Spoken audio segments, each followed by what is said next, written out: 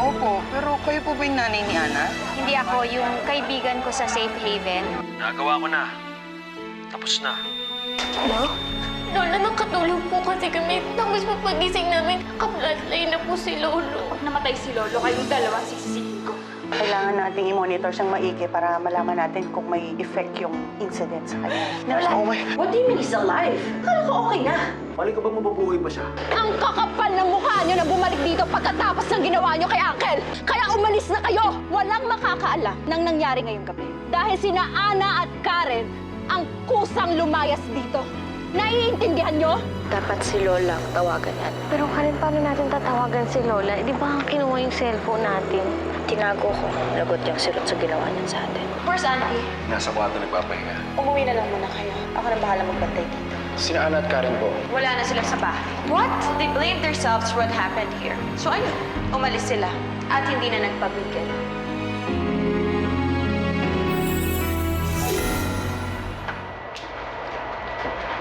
Kuya, salamat po. Ayan. Tawagan na natin si Lola.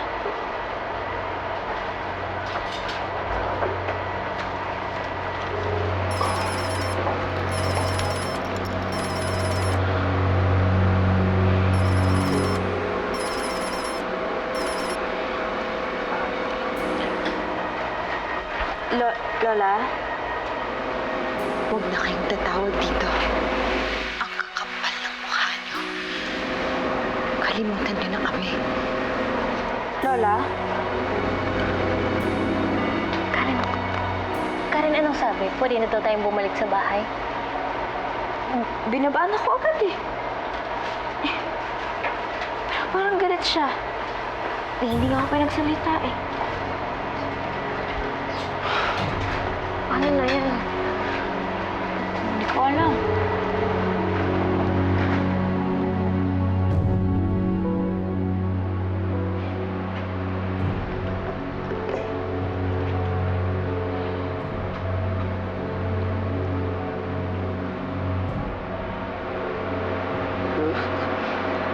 Auntie,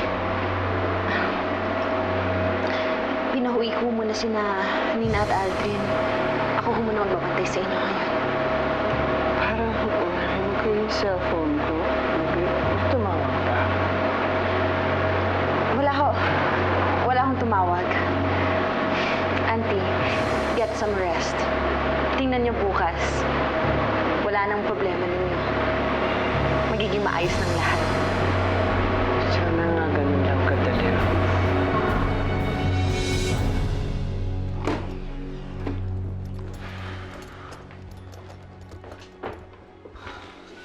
Hindi nawala yung mga gamit ni Karen dito.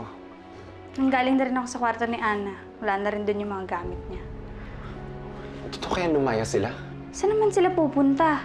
Eh si Ana nasa probinsya na yung nanay niya, tapos si Karen wala namang ibang uuwian yun.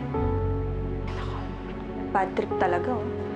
Ang dami-dami ng problema, dumagdag pa silang dalawa. Kapag nalaman to ni Lola, lalong masa-stress yun. Nina, we have to look for them. Wala silang uwian, kaya malamang di pa sila nakakalayo. Nagkaalala ako, anong oras na oh. Ano mangyari masama sa kanila? Anak, sigurado ka ba na okay lang kay Dinding sumama ko? Eh, wala na akong maisip na iba natin pwedeng tuluyan eh. Tsaka, si Dindi lang naman tsaka yung tsaya niya yung nakatira dun eh. Siguro pwede na tayong tumira dun pansamantala. Eh, siguro ikaw. Eh, pero ako, di naman nila makakilala. Karen, huwag mo na masyadong isipin yun. Mabait naman si Dindi. Sigurado ako maiintindihan na yung sitwasyon natin.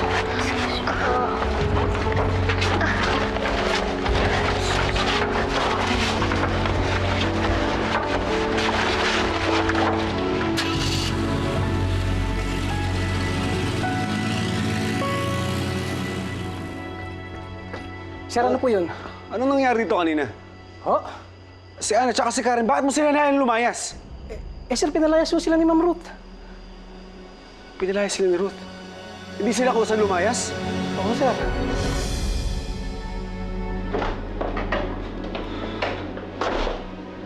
Oh, Abel.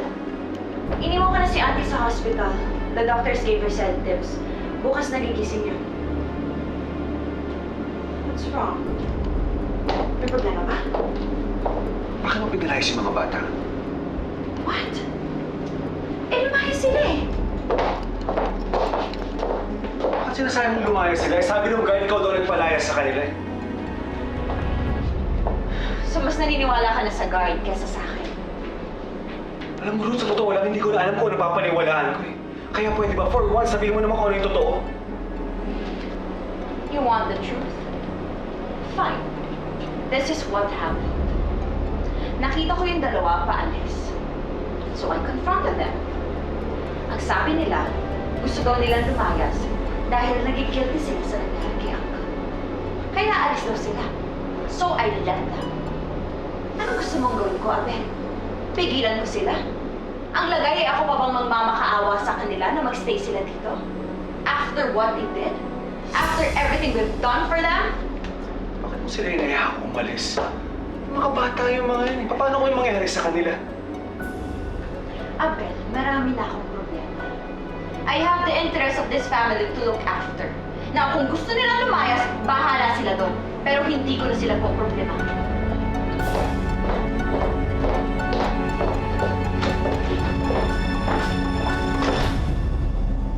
Bakit mo sinabi sa asawa ko na ako nagpalayas sa mga bata? Eh ma'am, nabigla po kasi ako eh. Kaya nasabi ko yung totoo.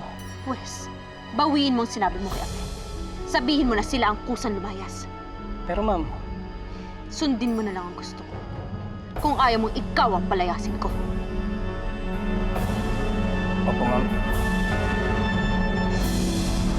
Kanina pa tayo paikot-ikot, parang wala naman na sila. Nadala mo ba yung phone mo? Naiwan ko kasi yung sa akin eh. Try mong tawagan si Ana. Sige.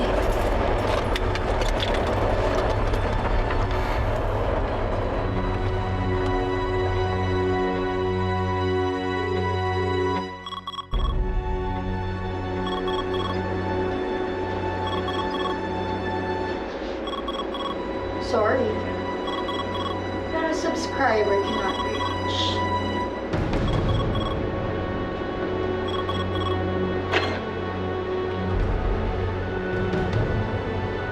Oops.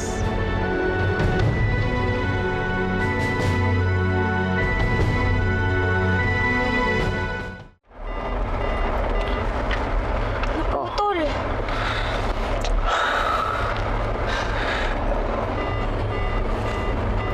Aldrin na yun ang kumunik. Si Karen. Try mong tawagan si Karen.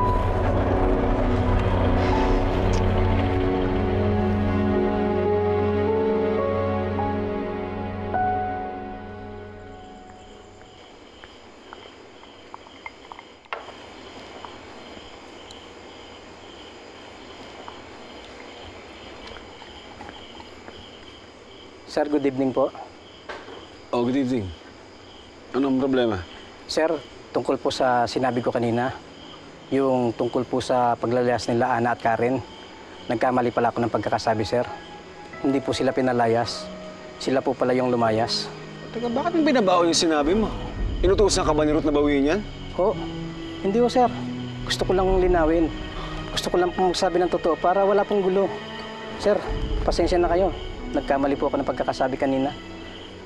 Sige na. Huwag ka na magpaliwanag. Ako na nagpaliwanag yung amo mo. Ako na nagsinungaling sa'yo yun. Sige na.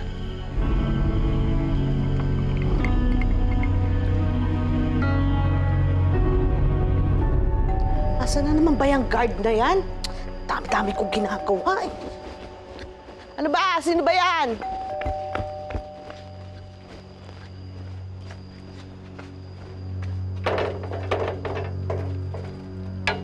Sino sila? Ay, good evening. Ito ba ang bahay ng mga Monteclaro? Oo, eto nga. Eh, ano ho bang kailangan nila? Sino ba sila? Ako si Tasing. Dati kong kapitbahay si Karen. Naku, pasensya na ha. Medyo ginabi. Kasi pinagtanong ko pa tong lugar ninyo eh. Wrong timing naman kayo eh. Wala na si Karen dito. Lumayas na. Ha? Ganon? Oo. Pambihira naman oh. Pagkakataon nga naman. Diyos ko, wala naman palang say yung pagpunta ko dito eh. Nagtodo effort pa ako. Akala ko pa naman, makakatanggap ako ng reward doon sa impormasyong ibibigay ko. Ano ho ba ang kailangan nyo kay Karen? May alam ako. Tungkol doon sa nanay niya.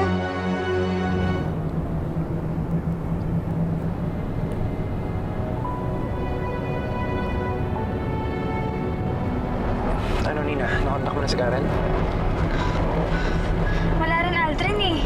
Parang walang signal. Nina, subukan mo lang ng subukan. Aldrin, hindi naman kaya ayaw na talaga nilang magpakita sa atin. Baka naman gusto talaga nilang lumayo. Eh, saan sila pupunta? Wala silang pera. Wala rin silang matutuluyan. Hindi natin pwede pabayaan sila, Karen. Eh, sige na, i-dial mo na i-dial. Baka sakaling makontak mo pa. Nagre-ring na yung phone ni Karen. Tayo daw. Karen, gising yung cellphone. May tumatawag yata sa'yo. When? Tumutunog. May charge pa pala to?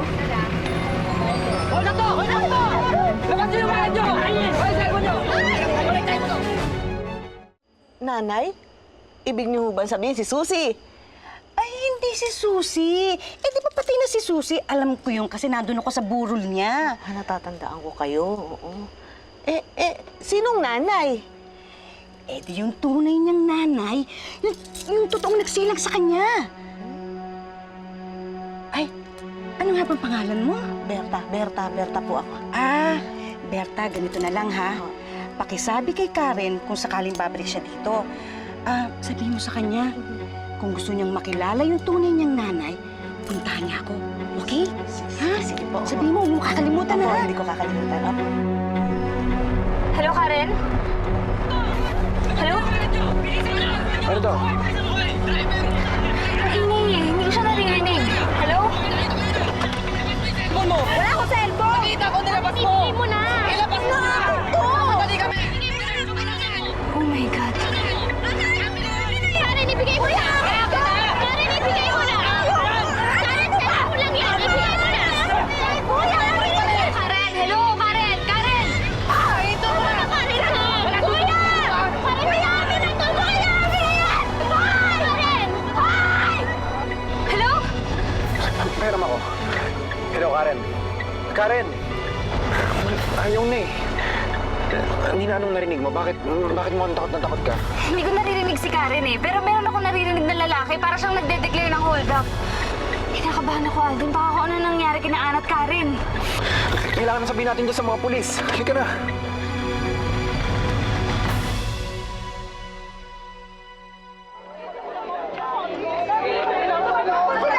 Ano, kailangan ko mabawi yung cellphone ko. Karen, hayaan mo na. Hayaan mo na. Cellphone lang yun, Karen, ha? Ano, hindi basa-basa cellphone yun? Bigay ni Lolo sa akin yun. Yun na lang natitirang bagay na binigay sa akin ni Lolo na nasa akin pa. Isa pa, ang dami namin pictures doon. Ni Lolo, ni Inay, yung mga text. Yung huling text ni Inay andun pa. Kailangan ko mabawi yun. Karen, sorry. Tama na, ha? Wala na eh. Nakuha na nila, ha? Hayaan na lang natin. Kalimutan mo na lang. Tama na, ha?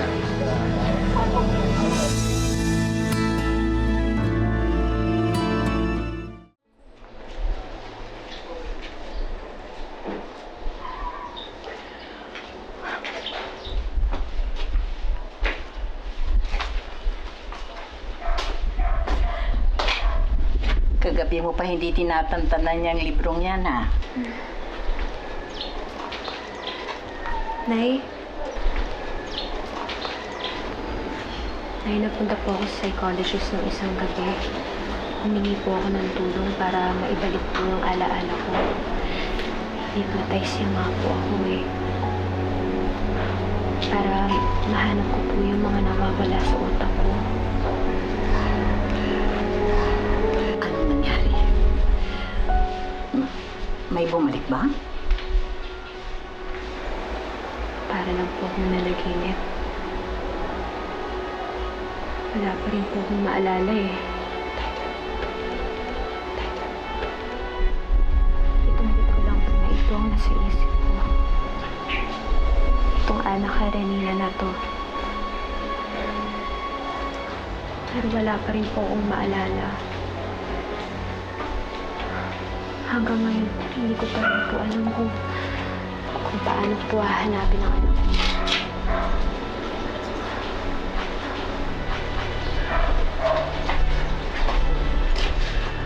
Alice naman.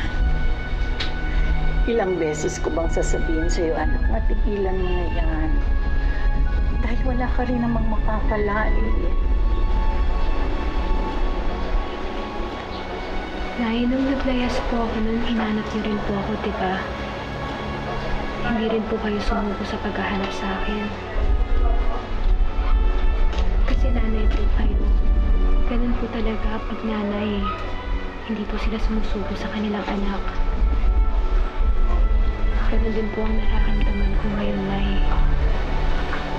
Hindi po ako sumusuko sa paghahanap sa anak ko. Isa lang po ang hinihiling ko sa iyo, Nay. Sana maunawaan niyo po.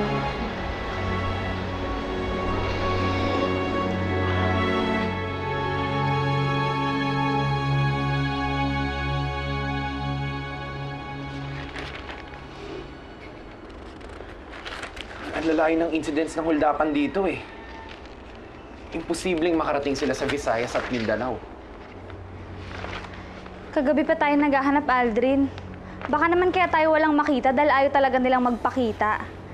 If ever naman, babalik naman sila dito eh. Wala naman silang ibang pupuntahan. Nina, we have to find them.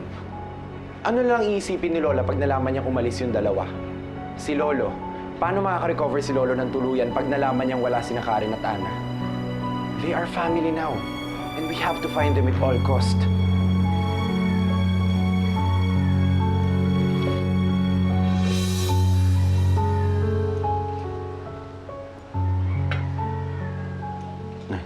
Salamat, Berta.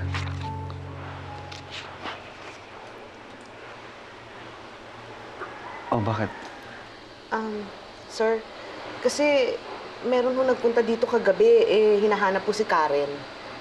Tulog na tulog po kayo, kaya hindi ko na kayo ginising. Hinahanap si Karen? Oh, bakit daw? Meron daw po siyang impormasyon tungkol sa tunay na ina ni Karen.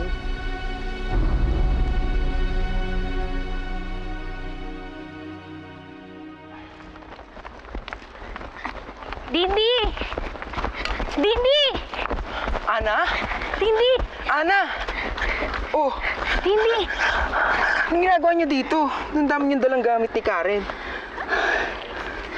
Napalayas kasi kami sa bahay ng Ma'am Monteclaro eh. Ano? Sa totoo lang, dapat nga kagabi pa kami nandito. Kaso na-hold up yung sinasakyan naming jeep. Kaya ayun, sa presinto muna kami nagpalipas ng gabi. Oh, paano ngayon yan? Saan kayo tutuloy? Nakakahiyaman, Dindi, pero alam mo naman, wala na akong ibang kaibigan. Kung okay lang, pwede bang dyan muna kami sa inyo ni Karen? Naku, oo naman, ikaw pa. Pero ba't di mo subukan dun sa nanay mo?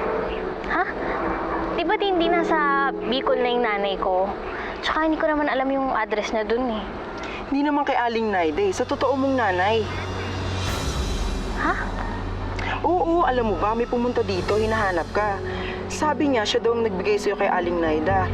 Tapos, alam niya rin kung sino yung totoong nanay mo. Karen, narinig mo yun? Oo. Dinig na dinig ko. Ano? Anong ibig sabihin nun?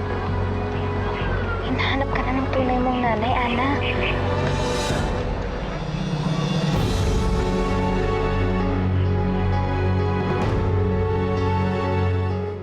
Kung di mo pinalayas yung mga bata, sana alam na ni Karen kung sino yung tunay niyang ina. Again, Abel, that's not my problem anymore. Sila ang kusang lumayas, hindi ko sila pinalayas. Wala ka ba talagang pakialam sa kapakanan ng mga bata? My family is my only priority. At hindi sila parte ng pamilya ko. So why should I care?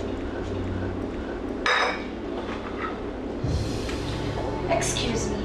I still have a family business to run. Kaya please lang, huwag mo akong istorbohin sa mga wala mong kwentang problema. May kwenta yung kapakanan ng mga bata. Like I said, they're not part of my family. At hindi ko sila katugon. So, wala silang kwenta.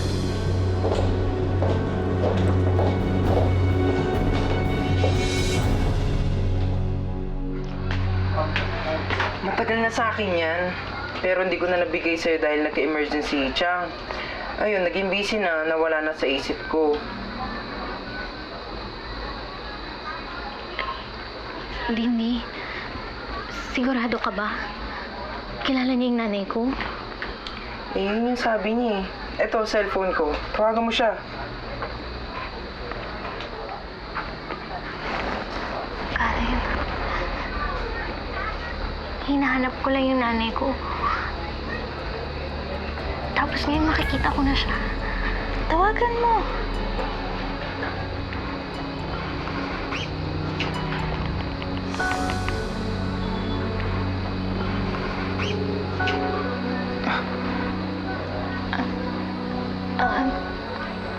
Hello po.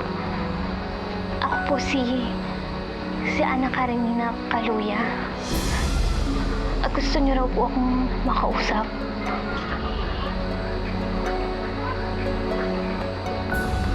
Gusto daw makipagkita. Sige. Sige po. Payag po ako. Gusto ko rin po kayong makausap.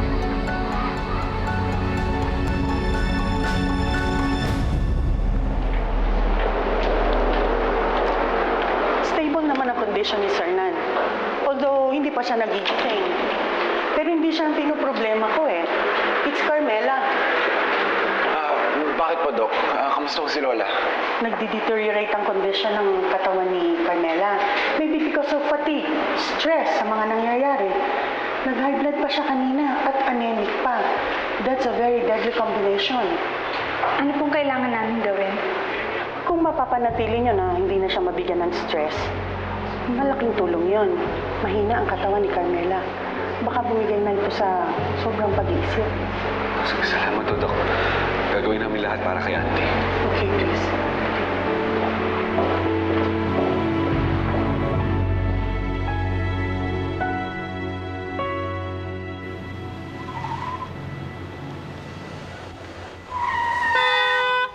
Ay, ano ba yan? Okay ka lang ba? Opo. Nasaktan ka ba? Hindi, okay lang po. Gusto mo dalhin kita sa ospital?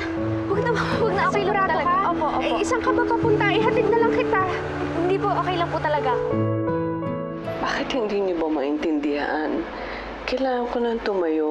Kailangan katabi ko ang lolo sir na niyo. Auntie, magpahinga na lang muna kayo. Total, nasa ICU pa naman si Uncle eh. Hindi kayo pwede magstay na matagal doon. Tsaka, ang sabi ng doktor, pag nagpatuloy yung improvement ni Uncle, babalik na siya sa room niya. Doon, pwede na ulit kayong bumisita sa kanya. Pero ngayon, magpalakas na muna kayo. Oo nga po, Lola. Magpalakas na lang po muna kayo. Kasi kakawarin niyo kay Lolo, napapabayaan niyo na po yung sarili niyo. Teka nga muna. Bakit wala dito si Karen at saka si Ana? Ha? Asan sila?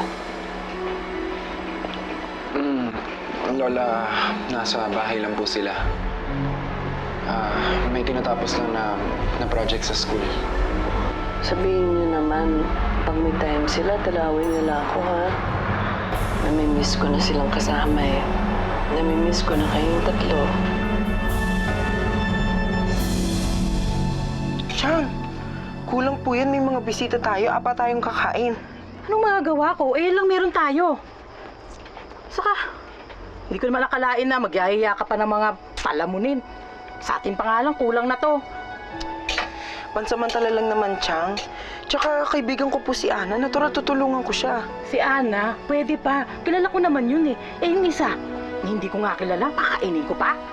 Biyaan mo na, Chang. Hindi naman sila magtatagal dito. Itiis-tiis na lang. Tiis-tiis ka dyan. Matagal na ako nagtitiis sa buhay ko. Kaya nga ayoko na ng dagdag pasanin eh. Baka hindi ko na kayanin. Ito naman si Chang. Baka okay. Baka drama. Okay na nga yan. Nasaan mga tao dito? Saan pa? Siyempre, hanapan na lang sa Ana at Karen. Bakit? Nasaan si Ana at saka si Karen? Meron akong kamag-anak sa amin sa Maynila. Pupuntahan ko. Okay ka lang magkakahiwalay tayo? Kung kailan ko pa makikita yung nanay ko, tsaka ka pa aalis. Tumawag sa akin yung kakilala kong taga-PNP. Nakita daw nila si Ana at si Karen sa isang presinto sa Batangas. Hindi kaya pumunta siya dun sa kababata niya, si Dindi. Alam ko kung saan nakatira yun. Pupuntahan ko na lang. Ana? Ana, ikaw na ba yan? Kilala niyo daw po yung nanay ko. Oo, dala ko yung picture niya. Siya ang totoo mong nanay. Pinaampon ka niya sa akin noon sa Safe Haven. Si Mommy Maggie.